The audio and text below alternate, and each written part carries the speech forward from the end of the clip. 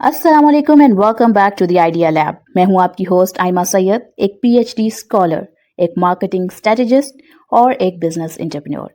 अब तक idea lab ने आपके लिए क्या किया है? आइडिया लैब आपके लिए ऐसे बिजनेस आइडियाज लाया जिनमें आप सीख सकते हैं कि 3,000 से 10,000 रुपए में कारोबार कैसे शुरू होता है, चीजें कहां से लेते हैं, क्लाइंट्स को कैसे पहुंचाते हैं। इसके ऊपर पूरी playlist free of cost available है चैनल पर। इसके अलावा हम ये देखते हैं कि जो companies internationally million, billion and trillion rupees कमाती हैं, वो किस प्रोडक्ट और सर्विस से कमाती हैं और आप उसे स्मॉल स्केल लेवल पर कैसे शुरू कर सकते हैं। आपकी इन्वेस्टमेंट आपके पैसिव अर्निंग का जरिया कैसे बनती है। स्टॉक्स क्या हैं, पीएसएक्स क्या है, पाकिस्तान स्टॉक एक्सचेंज पर आपकी गवर्नमेंट आपके पैसे सेफ कैसे रखती है, और इसके अलावा कंपनीज में इन्वेस्ट करने से पहले उनकी फंडामेंटल टेक्निकल एनालिसिस कैसे की जाती है, फाइनेंशियल स्टेटमेंट्स कैसे पढ़ी जाती हैं। मैं कोई फाइनेंशियल एडवाइजर नहीं, लेकिन मैंने अपनी जर्नी से जो कुछ सीखा आपके साथ शेयर करती हूँ ताकि आप आइडिया लैब के साथ ग्रो कर सकें। अस्सलाम वालेकुम and welcome back to the idea lab. और आज हम बात करने वाले हैं कि लॉन्ग टर्म इन्वेस्टमेंट के अंदर आपको जो स्टॉप लॉस है वो लगाना चाहिए या नहीं। इन्वेस्टिंग की दुनिया में एक बहुत ही डिबेटेड किस्म का एक क्वेश्चन रहा है, क्या लॉन्ग टर्म इन्वेस्टर्स को भी स्टॉप लॉस लगाने की ज़रूरत होती है। ट्रेडर्स ऑलमोस्ट हमेशा स्टॉप लॉस यूज़ करते हैं क्योंकि उनका फोकस जो होता है वो शॉर्ट टर्म प्राइस की मूवमेंट पर होता है। लेकिन जो लॉन्ग टर्म इन्वेस्टर्स होते हैं वो बिजनेस के फंडामेंटल्स देखते हैं, उसकी ग्रोथ देखते हैं और कंपाउंडिंग पर फोकस कर रहे होते हैं। इसलिए इसके जवाब को हम देखेंगे कि क्या इसमें भी येस और नो वाली कंडीशन होती है, या आप इसमें किस तरह की स्ट्रेटजी, किस तरह का माइंडसेट और किस तरह का पोर्टफोलियो स्ट्रक्चर जो है वो डिपेंड करेगा। तो सबसे पहले ये समझने की कोशिश करते हैं कि स्टॉप लॉस क्या है। इसको हम थोड़ा सा एक्सप्लेन करेंगे और फिर आगे की तरफ मूव करेंगे। तो देखिए, लॉन्ग टर्म इन्वेस्टिंग का जो मकसद होता है, इसके अंदर जो इसका मकसद यही होता है कि आपकी इन्वेस्टमेंट साथ के साथ ग्रो होती रहे। अगर आप हर साल मतलब कह लें कि अगर 10 से 15% स्टॉक्स के अंदर अर्न कर रहे हैं, या अगर कह लें कि हर 10 से 15% गिरावट पर स्टॉक जो है वो बेच देंगे, तो ये आपके एक किस्म का स्टॉप लॉस कंसिडर होगा। मतलब ये कि अगर आप ये समझते हैं कि मैं अपने कैपिटल पे 15% से ज़्यादा लॉस बर्दाश्त नहीं कर सकता हूँ, तो फिर क्या होगा कि जब आपकी अमाउंट उस स्टॉप लॉस पे आएगी तो वहाँ पर ऑटोमेटिकली आपका स्टॉप लॉस हिट होगा और आपकी जो आपकी इन्वेस्टमेंट है, आपके स्टॉक्स हैं, वो सेल के लिए अवेलेबल हो जाएंगे। यानी आपने अगर 1 लाख रुपए के स्टॉक्स खरीदे और आप ये समझते हैं कि अब उसकी प्रॉफिट पे आ रही है, वो आगे जा रहे हैं, मूव कर रहे हैं, 1,15,000 हो रहे हैं, 1,20,000 हो रहे हैं, लेकिन आप ये समझते हैं कि 1 लाख मेरा कैपिटल था और मैं सिर्फ 85,000 तक का लॉस बर्दाश्त कर सकता हूँ लॉन्ग टर्म में भी, तो आप स्टॉप लॉस अपना 85 पर लगा सकते हैं। तो उसमें क्या होगा कि जब वो 85 पर आएगा तो ऑटोमेटिकली आपके स्टॉक्स बिक जाएंगे। और हो सकता है कि वो किसी मैक्रो कंडीशन की वजह से हो, तो जब आप किसी कंडीशन को मॉनिटर कर रहे हों और आपको अंदाज़ा है कि इस कंडीशन के बाद ये स्टॉक बहुत अच्छे तरीके से ऊपर जा सकते हैं, तब आप उस स्टॉप लॉस को मज़ीद नीचे भी कर सकते हैं या फिर उसको ख़त्म भी कर सकते हैं। और ये कब करना चाहिए, कब नहीं करना चाहिए, इसके ऊपर अभी हम डिटेल में बात करेंगे। सबसे पहले हम ये देखते हैं कि स्टॉप लॉस क्या है। स्टॉप लॉस एक प्री डिफाइंड प्राइस लेवल है जहां स्टॉक जो है वो ऑटोमेटिकली सेल हो जाता है, लेकिन जो लॉस ताकि जो आपका लॉस है वो लिमिट में हो। अगर आपने फॉर एग्जांपल, अगर हम डॉलर्स में बात करें कि अगर आपने $100 पर स्टॉक्स बाय किए और 85 पर स्टॉप लॉस लगाया है, तो प्राइस जो है वो 85 पर आते ही पोजीशन क्लोज हो जाएगी। इसका पर्पज़ होता है कि आपका जो कैपिटल है वो सेफ रहे और इमोशनल डिसीजन आप उस टाइम पर अवॉइड कर सकें। अब अगर हम इसको ये देखें कि ट्रेडिंग वर्सेस लॉन्ग टर्म के अंदर इसके क्या डिफरेंसेस हैं, तो ट्रेडिंग में जो फोकस होता है वो प्राइस के एक्शन पर होता है, उसके टाइम होरिजोन जो होता है वो छोटा होता है, इसलिए जो स्टॉप लॉस है उसमें वो मैंडेटरी समझा जाता है। जबकि जो लॉन्ग टर्म इन्वेस्टिंग होती है, इसमें फोकस जो होता है वो बिजनेस के फंडामेंटल्स पर होता है। जो टाइम होरिजोन होता है वो ईयर्स का होता है। यहाँ स्टॉप लॉस जो है वो सिचुएशनल होता है, ऑटोमेटिक रूल नहीं हो सकता। अब यहाँ पर बात आ जाती है, जो एक आर्ग्यूमेंट हमेशा रहा है कि क्या स्टॉप लॉस जो है वो यूज़ किया जाना चाहिए लॉन्ग टर्म इन्वेस्टिंग के अंदर। अगर कोई स्टॉक जो है वो 40 से कैपिटल प्रोटेक्शन की बात करें कि अगर कोई स्टॉक जो है वो 40 से 60% गिर जाए तो रिकवर करने में बहुत साल भी लग सकते हैं। तो बड़ा लॉस जो है वो कंपाउंडिंग को भी डिस्ट्रॉय करता है, इसीलिए कुछ इन्वेस्टर्स कहते हैं कि स्टॉप लॉस को कैपिटल प्रोटेक्शन के लिए ज़रूरी है। और अगर यहाँ पर हम एक दूसरी कंडीशन देखें, यानी कि अगर कभी कभी क्या होता है कि बिजनेस जो है वो परमानेंटली फेल भी हो जाते हैं, कुछ फ्रॉड हो जाता है, रेगुलेटरी बैन हो जाता है, या इंडस्ट्री के अंदर डिस्ट्रप्शन देखी जा सकती है, तो ऐसे केसेस में भी स्टॉक्स जो हैं वो कभी रिकवर नहीं कर पाते हैं। अगर स्टॉप लॉस नहीं होगा तो आपका कैपिटल जो होगा वो ज़ीरो हो सकता है। इसलिए कुछ लोग कहते हैं कि एक्सट्रीम सिचुएशंस में स्टॉप लॉस आपके लिए हेल्पफुल होता है। और अगर आप जॉबियन हैं या आप बिजनेस करने वाले लोग हैं और आप डेली बेसिस पे स्टॉक्स को मॉनिटर नहीं कर सकते हैं, तब आप स्टॉप लॉस को एक पर्टिकुलर रिस्क मैनेजमेंट करके वहाँ पर लगाएं। अगर हम ये देखें कि इसमें जो माइंडसेट है उसका डिसिप्लिन किस तरीके से एक्ट करता है, तो बहुत से इन्वेस्टर्स जो हैं वो लॉस को एक्सेप्ट नहीं करते हैं, यानी वो करते हैं होप इन्वेस्टिंग से ही स्टार्ट कर देते हैं। यानी स्टॉप लॉस जो है इमोशनल अटैचमेंट को ख़त्म करता है और जो आपकी डिसिप्लिन है उसको इन्फोर्स करता है आपके लिए। अब बात आ जाती है कि आपको स्टॉप लॉस जो है आपका जब भी है, हाई क्वालिटी जो स्टॉक्स होते हैं वो टेम्परेली जो है वो 20 से 30% तक गिर सकते हैं, यानी आप उनमें करेक्शंस देखते हैं।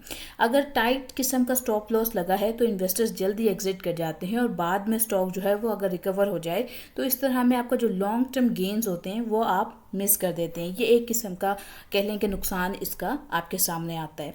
फिर आ जाता है कि प्राइस इक्वल नहीं होती बिजनेस वैल्यू के। इसका क्या मतलब है कि लॉन्ग टर्म इन्वेस्टिंग जो है वो प्राइस पर नहीं, वो बिजनेस पर बेस्ड होती है। अगर अर्निंग ग्रो कर रही है और कम्पिटिटिव एडवांटेज स्ट्रॉन्ग है तो टेम्परेली जो प्राइस है उसका डिक्लाइन का मतलब है कि बिजनेस वीक नहीं होता।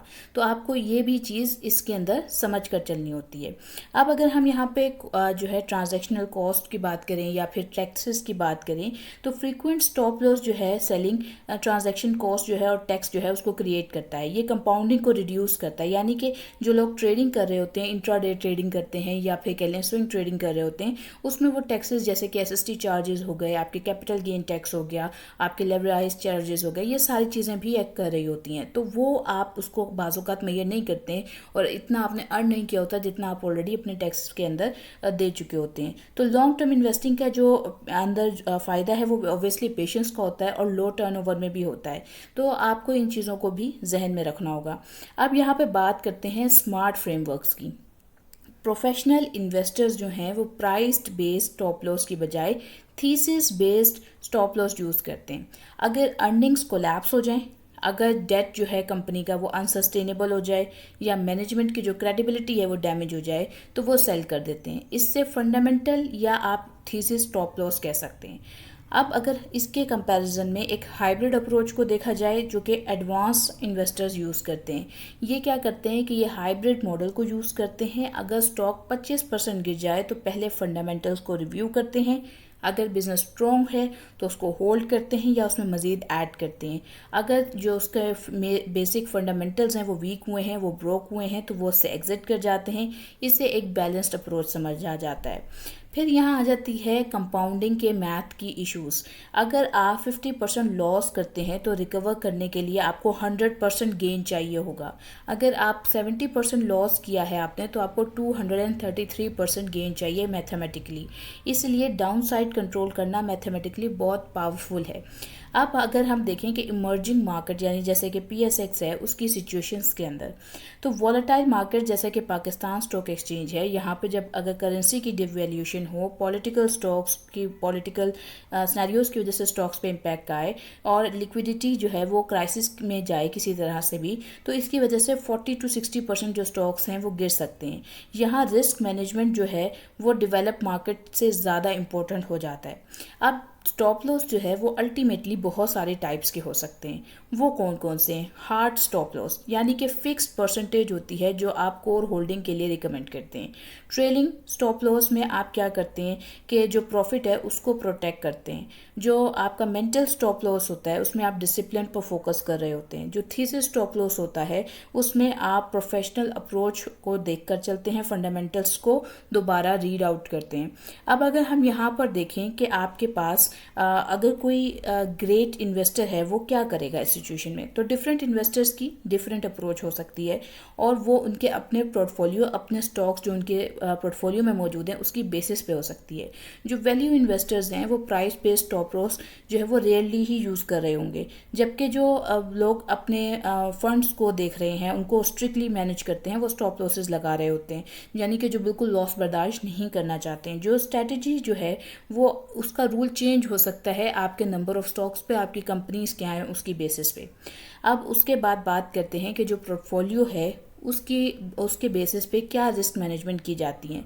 हर स्टॉक पर स्टॉप लॉस लगाने की बजाय पोर्टफोलियो का जो लेवल है उसको रिस्क मैनेज करें, यानी कि पोजीशन साइज को लिमिट करें 5 से 10% पे, डाइवर्सिफाई करते जाएं, कैश को मेंटेन करें और रेगुलर रीबैलेंसिंग करें।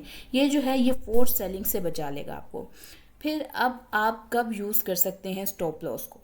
अगर आप जो है वो लेवरेज यूज़ कर रहे हैं, आप स्पेकुलेटिव स्टॉक्स में इन्वेस्ट कर रहे हैं, या आपने लार्ज ड्रॉडाउंस को टॉलरेट नहीं कर सकते हैं, तब आप स्टॉप लॉस को लाजमी तौर पे यूज़ करें।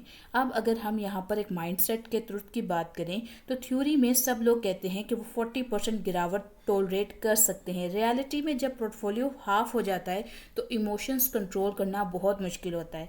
तब आपके लिए रिस्क मैनेजमेंट को अपनी इमोशनल टॉलरेंस के मुताबिक डिज़ाइन करना होगा, और उसको आप पहले ही कर लें ताकि आप उस सिचुएशन में कभी जाएं ही ना।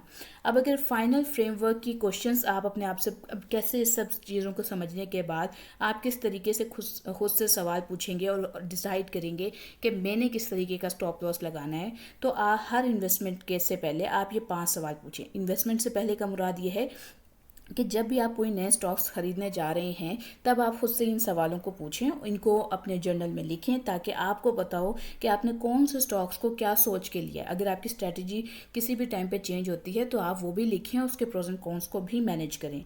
क्या ये जो आपने स्टॉक्स खरीदे हैं ये कोर कंपाउंडिंग स्टॉक्स हैं कि नहीं हैं? क्या जो आपने इनके अंदर इनके जो फंडामेंटल्स हैं वो इंटैक्ट हैं कि नहीं हैं? क्या गिरावट जो है वो मार्केट वाइड या होगी इन स्टॉक्स के ऊपर, या कंपनी स्पेसिफिक के बेसिस पे मैं लगाऊंगा स्टॉप लॉस? क्या पोजीशन साइज ज़्यादा है इन स्टॉक्स का या कम है? क्या मैं 40 से 50% ड्रॉडाउन टॉलरेट कर सकता हूँ या नहीं कर सकता हूँ? अगर कंपनी के जो थीसिस कह लें या उसके जो फंडामेंटल्स हैं वो स्ट्रॉन्ग हैं तो होल्ड करें या उसमें ऐड करें। अगर ब्रोक हो गए हैं तो एग्जिट कर जाएं। अगर अनसर्टेन हैं तो यकीनी तौर पे आप जो पोजीशन है उसको रिड्यूस करेंगे। तो इन क्वेश्चन से आपको 3 सिचुएशंस मिलेंगी, या तो आपकी कंपनी स्ट्रॉन्ग होंगी, या आपकी कंपनीज मीडिएटर लेवल पे होंगी, या फिर वो अनसर्टेन होगी, और उसकी बेसिस पे आप ये तीनों स्ट्रेटजीज लेकर चल सकते हैं। अगर लॉन्ग टर्म इन्वेस्टर्स की बात करें और मैं इस तमाम बातों को आपके लिए आज समराइज करूं तो लॉन्ग टर्म इन्वेस्टर्स को टाइट स्टॉप लॉस जो है वो ब्लाइंडली यूज़ नहीं करना चाहिए, लेकिन उन्हें डिसिप्लिन्ड फंडामेंटल और पोर्टफोलियो बेस्ड जो रिस्क मैनेजमेंट है वो ज़रूर यूज़ करना चाहिए, ताकि उनकी कंपाउंडिंग प्रोटेक्ट रहे और उनका कैपिटल भी लॉन्ग टर्म में प्रोटेक्ट रहे। तो उम्मीद करती हूँ आपको आज की वीडियो अच्छी लगी होगी, आपने चैनल को लाइक किया होगा, शेयर किया होगा, सब्सक्राइब किया होगा। मुझे दुआओं में याद रखिएगा। इंशाअल्लाह ताला फिर एक अच्छी वीडियो के साथ मुलाकात होगी। आज के लिए मैं लेती हूँ अलविदा। अस्सलाम वालेकुम।